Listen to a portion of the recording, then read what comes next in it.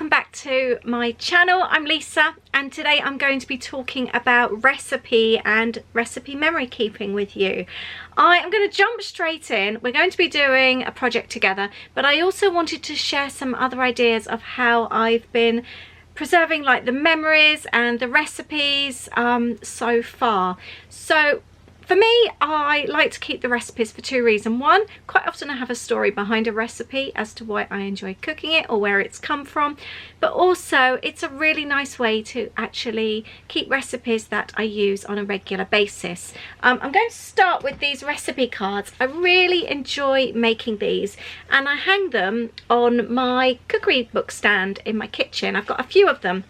I've just taken these three to show you, and these are recipes that I use on a regular basis, and I know I can reach for my phone and look for Pinterest, but some of these recipes are actually recipes that we've adapted over the years. Some have been handed down, so they're not always available in a recipe book or on Pinterest. Sometimes it's a handwritten note. This one, for example, originally came from a friend, and Holly and I have adapted it over the years, and I made this one, I don't know, 4 or 5 years ago, and it's been sitting in the kitchen ever since, and I make them as gifts for friends as well. It's such a nice thing to do. I've done this with the cookies and the banana bread that we make all the time. Over the years, friends have asked for the recipe, and rather than just send it on my phone or a little handwritten card, I've made up little hanging cards because I think they're really cute and it makes a nice little gift. Or you make the cookies, make up the card, and you gift both. It's a really nice gift. And then I've got one of our favourite recipes here. This is Holly's favourite cake. It's a raspberry and amaretti crunch cake. It's really, really good with dark chocolate, and you can see the little recipe details there you can pull out. And this is my favourite, the pumpkin cake. I love this one so much. It's so good. I haven't made it for ages actually. And I have got some tinned pumpkin in the cupboard, so I might actually need to make that. Doesn't matter that it's not autumn. You can eat pumpkin anytime. My other way is my recipe planner. Now, I keep this as like a memory planner. It's where I keep my recipes, but I quite often have a story about them. So I've made up this planner. It's really, really cute. I have this planner set here. I've actually got one here. Let me find it to show you. I sell these packs on my website. They're from Simple Stories. You get loads in there. And as you can see, I've managed to make up this whole planner. I've laminated some dashboards, but they've got, I really love it because you've got loads of baking information in there as well. There's recipe pages. There's pockets. I've got this really old recipe in here that Aids had from his mum for about 15 years. It's got his writing on it. I think it's got her writing on it. It's been dripped over, so it's all round, but it feels quite special now. There's a lot of memory to that one. So there's a little pocket that I've popped it in there. But you get absolutely loads in these packs. So I'll link them up below if, like me, you fancy having a recipe planner. Love mine. And I'll show you now some of the recipes that I've done. So here, this is my peanut butter cookie recipe that I've been making since I was at school. I first had this recipe when I was 13 years old. So I've got a photo of it there, and that's the story behind it. This Santa Monica apple cake is amazing, and we got the recipe from a really cute boutique B&B that we stayed in Santa Monica. They baked every single day. The place just smelled amazing. We arrived, there was home-baked cookies with a handwritten note in our room. The kitchen was also the office, and so they were constantly baking, and it was just there for you to have all the time. And this is one of the recipes. I bought their recipe book while I was there, and it's such a good apple cake. So that one's got a really nice story behind it. This is our famous banana cake. It was the first cake that the kids ever made on their own because it's so easy. So this one has a really nice story to it. So this is one that I've documented as well. Just realised that it also comes with stickers. I haven't even used my stickers before. That's so cute. And you've got little tabs on here as well. There's so many stickers, I didn't even realise. So that's what I like to do with my recipe planner. I think it's really nice. I keep it on the shelf in here, and I've got fluffy pancakes in here as well, so Louie's always grabbing the file to have a little look. Today though, I am going to be working in my pandemic journal. Have you been making new recipes, varied recipes, repeated recipes over and over again? Have you been trying new things? That's what I'm going to be documenting in my journal today, and I'm really excited about it. What has been your go-to recipe or your new recipe that you keep making? For me, it's bread pudding. I keep making it. I've become obsessed with bread pudding and I love it. We always had it as kids. My mum still makes it all the time. However, until about 4 weeks ago, I'd never made bread pudding, and now suddenly I can't stop making it.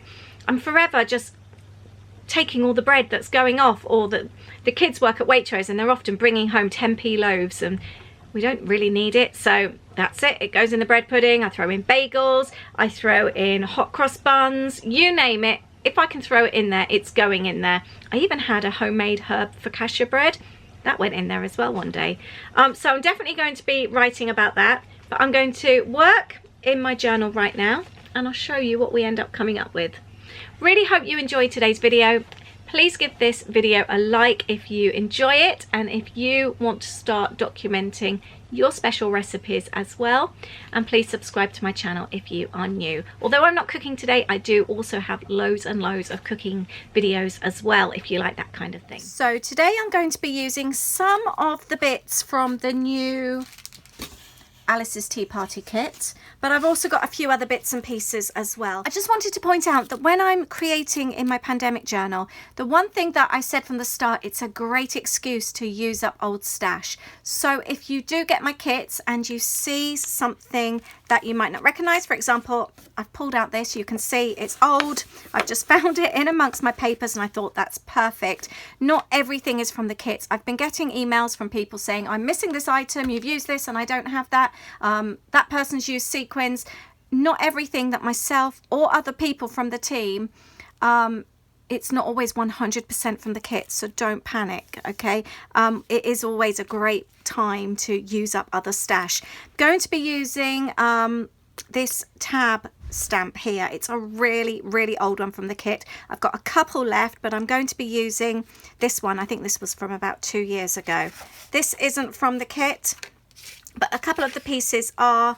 I've got pink paper, and I'm going to be using this as well, and a couple of cute little tags. The first thing I want to do is turn my photos into mini tags. Now to do that, I'm going to place the photo down and I'm just going to mark around it, and I just want a small amount of space around the outside, and then I can see where to cut that. And I'm actually going to leave the graph paper on the other side, and I'm going to stick the photo on the white side. It seems a bit pointless covering up most of the pattern. I would quite like that on display. I do want a little bit hanging over, as I'm going to be adding my tab top there. You can do as many of these as you want. You don't have to just do 4, you can do as many as you want. These are going to be my new little tags. The base of the page is going to be this pink one. We're going to have a bit of colour on this one. So I am going to fold that in half, like so. And I would like a really sweet little trim to go underneath. You know how much I love this punch. And so I'm going to punch this out. Fold this in half as well.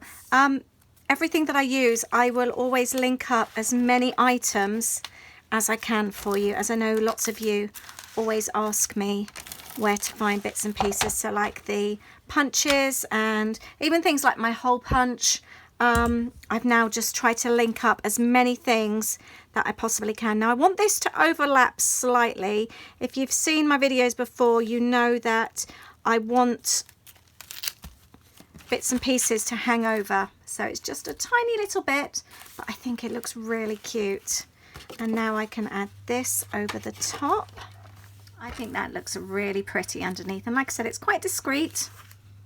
but it just looks really, really cute. Next thing I want to do, I want to use this as almost like a pocket, like a double pocket. So we've got this bit here, and then we've also got this bit here. So in order to do that, I'm going to put some double-sided sticky tape on 3 sides, leaving this side free. I actually cut some down from a roll there because it's a little bit thinner, and I don't plan to exclude this bit here. I'm going to stick it all down because it just gives me that extra little bit of space, which will be really handy. The nice thing when you're doing this kind of thing, you can always add to it. If you have a new recipe that suddenly you think, oh, I really want to document that. If somebody gives you a recipe that you really love, you want to add it, you can just make more of the little tags that we're going to make.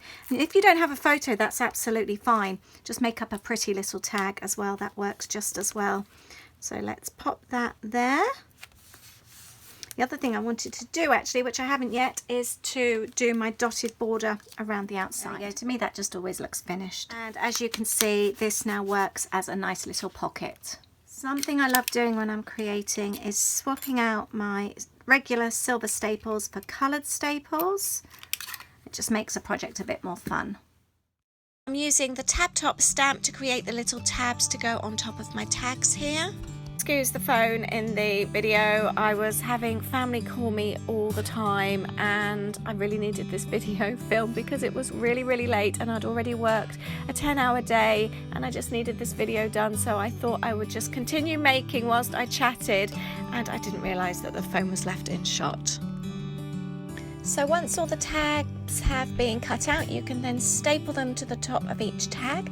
I'm then taking some paper or some card to cut to size. I've used the punch again to create a decorative edge, and I'm just cutting down some thin double-sided sticky tape again to 3 edges to create the pocket, and then you can just pop your little tags inside and it looks really, really cute. Got this really old alphabet set here. I don't think it's even complete, but I've checked and I've got enough to do the actual words. I want to have recipe at the top. Actually, I think I might have some other words going down, but I've written out the word because I need to do it backwards.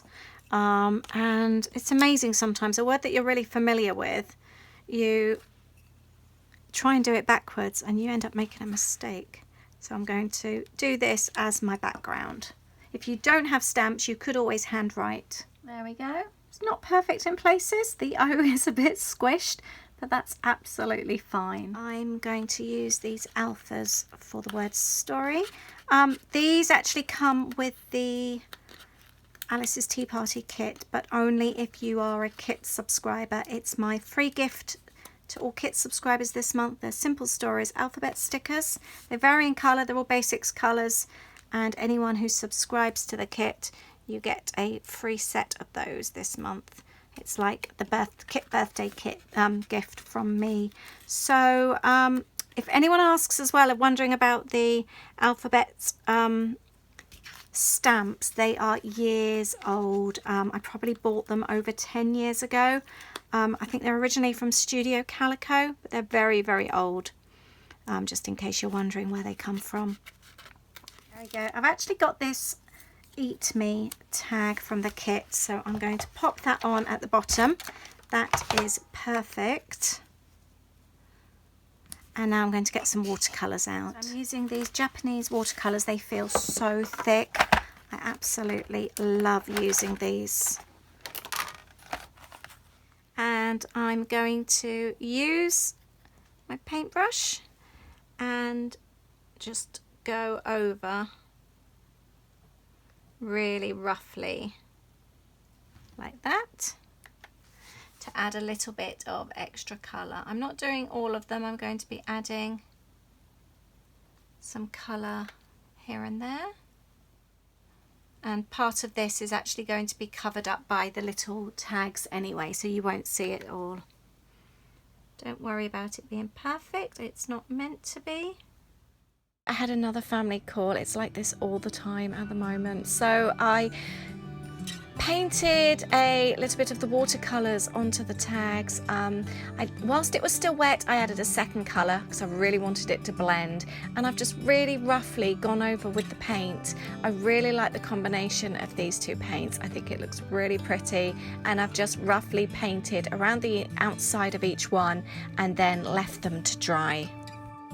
And then I've taken a punch to punch out some pink hearts, and I decorated the back of these tags, and this is where I'm going to document the little story behind the recipes, but you could also actually document the recipes themselves as well if you wanted. So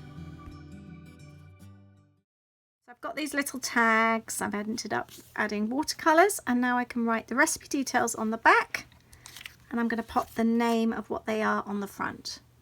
I would just like to blend this just a little bit so it doesn't look quite so perfect. Maybe a cleaner water would have been an idea. My water's a bit grubby now. So let's do that. There, that's all right actually. So I've now got my little tags, and on the back of each one I've sort of told the little story behind it, and I think they look really cute. I'm going to place the ramen and the banana in there, and then we've got the soup and the bread pudding in this pocket here. I just feel like this page needs a little bit of extra colour, so I'm going to add some yellow like that. Let's pop that underneath. Sometimes you've just got to be brave with things and really go for it. And press that down. Let that go over the tags as well. I always like adding lots of colour to my projects. Let's pop some at the back there. I've actually printed off the recipe for the bread pudding, as this is my absolute favourite. Something I'd never made before, but my mum makes all the time. So I'd like to include this recipe as well. And I'm just going to pop it in like that. I think that looks really sweet. You can include other recipes then as well if you want to. Some stickers from the kit, and just decorate it a little bit. The thing I really want to do is just to add a little bit of white paint to the edge, just to highlight it a little bit. So I'm just running a little bit over with my fingers. I do this on quite a lot of my mixed media projects. It almost like highlights it a little bit. Never be afraid of a bit of finger paint.